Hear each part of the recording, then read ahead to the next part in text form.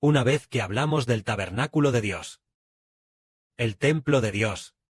Recordamos que, en el Antiguo Testamento había un tabernáculo, el tabernáculo que construyó Moisés. En cuanto a este tabernáculo, es como si Dios dijera, que el tabernáculo de Dios estaba en medio de los israelitas. Pero, el tabernáculo de Dios, aunque en el Antiguo Testamento estaba entre el pueblo de Israel, sin embargo, Dios no habitaba en el Israel del Antiguo Testamento. Sí, el Padre Celestial hubiera habitado en el tabernáculo construido por Moisés, o hubiera habitado en el templo edificado por Salomón, entonces Dios habría dado al pueblo del pacto establecido por Moisés la vida eterna, y también habría permitido que Salomón, quien construyó este templo, y así, si Dios habitara en ellos, Dios habría dado el agua de la vida a la nación de Israel en el Medio Oriente, haciendo que vivieran por siempre jamás. Pero, descubrimos que, aunque se construyó el tabernáculo del Antiguo Testamento, Dios no habitaba en él. Por lo tanto, la gente del Antiguo Testamento, aunque todos hicieron un pacto, hasta el momento, ninguno ha obtenido la vida eterna. Al contrario, en el futuro, durante el periodo de los 1,000 años, resucitarán de nuevo. Después de resucitar, tendrán la oportunidad de conocer el nuevo pacto. Al conocer el nuevo pacto, es como obtendrán la vida eterna. Conocer al sumo sacerdote del Antiguo Testamento no da la vida eterna. La vida eterna no está en el sumo sacerdote del Antiguo Testamento, sino en el sumo sacerdote del nuevo pacto. Por eso, aunque en el Antiguo Testamento había un tabernáculo, el arca del pacto, el candelabro de oro, la mesa de oro, el altar de incienso y el altar de sacrificio, estos eran simplemente una prefiguración y un símbolo. ¿Qué prefiguraban? Prefiguraban el futuro, al sumo sacerdote del nuevo pacto.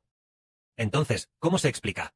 El sumo sacerdote del Antiguo Testamento era un hombre, y el sumo sacerdote del nuevo pacto también es un hombre. Pero, Hebreos dice que el sumo sacerdote del nuevo pacto, además de ser el sumo sacerdote, es también el tabernáculo de Dios, también el templo de Dios, también el arca del pacto de Dios, y también el Espíritu de Dios.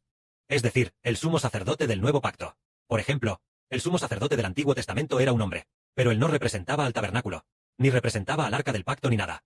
Él era simplemente la persona que realizaba el trabajo. Pero, en cuanto al sumo sacerdote del nuevo pacto, se dijo, destruid este templo, y en 3 días lo levantaré.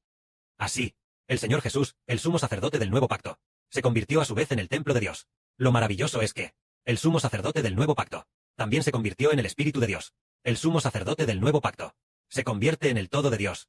El todo de todas las cosas, representando el todo de Dios. Entonces hoy decimos que, el Antiguo Testamento era solo una prefiguración y un símbolo. Ahora, el Señor Jesucristo del nuevo pacto ya ha venido. Así que dejemos todo atrás. Y sigamos de cerca al Señor, amando al Señor. Está a punto de obtenerlo todo. Y el Antiguo Testamento, ahora el Señor Cristo ha venido, para ser el sumo sacerdote del nuevo pacto. Él ha entrado. ¿Y el sumo sacerdote del Antiguo Testamento? Entró en un tabernáculo terrenal. Oh, el sumo sacerdote del Antiguo Testamento, ¿no pasó acaso por el tabernáculo terrenal? El primero, entró en el tabernáculo terrenal, en la primera habitación, llamada el lugar santo, y la segunda habitación llamada el lugar santísimo. Primero va al lugar santo, y luego, en el día de la expiación, tal vez tenga que ir al lugar santísimo. Él tiene que ir al lugar santísimo. Entonces decimos, el sumo sacerdote del Antiguo Testamento, ¿a dónde llegó?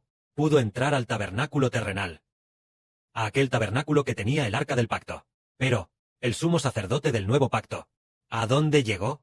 Atravesó las nubes, atravesó el universo, llegó más allá del universo, al mar de vidrio ante el trono de Dios, directamente a la diestra de Dios. Hermanos y hermanas, miren, el sumo sacerdote del nuevo pacto, llega directamente a la diestra de Dios. Por lo tanto, este sumo sacerdote se presentó ante Dios, vino a la diestra del trono de Dios, para ser Dios junto con Dios. Es decir, el sumo sacerdote del nuevo pacto, y así puede salvarnos. Sin embargo, el sumo sacerdote del Antiguo Testamento ni siquiera pudo ver el rostro de Dios. Entonces, ¿cómo podría Dios salvar a los del Antiguo Testamento? Hoy decimos, el sumo sacerdote, es decir, tiene la autoridad de sentarse a la diestra de Dios. Por supuesto, Heber se sienta a la izquierda, y entonces, ya que tiene la autoridad con Dios, de sentarse juntos en el trono, de ser Dios, ya que ha recibido el nombre del Dios Todopoderoso, cuando se convierte en uno de verdad, resucitado de entre los muertos, al convertirse en sumo sacerdote. Hermanos y hermanas, ¿creen ustedes que, teniendo el poder de Dios, puede salvar a sus propios hijos redimidos? Sí, puede salvarlos, puede descender al Hades, y a todos sus seres amados, con una sola palabra, hacerlos resucitar de entre los muertos? Seguro que sí. Este es el sumo sacerdote del nuevo pacto, ya que ha recibido el nombre del Dios Todopoderoso, y se sienta en el trono de Dios. De esta manera, todos los que confían en el sumo sacerdote del nuevo pacto, seguramente serán salvos. Y todos, gracias a la salvación del sumo sacerdote del nuevo pacto, recibirán misericordia, para siempre, obteniendo así la vida eterna. Amén.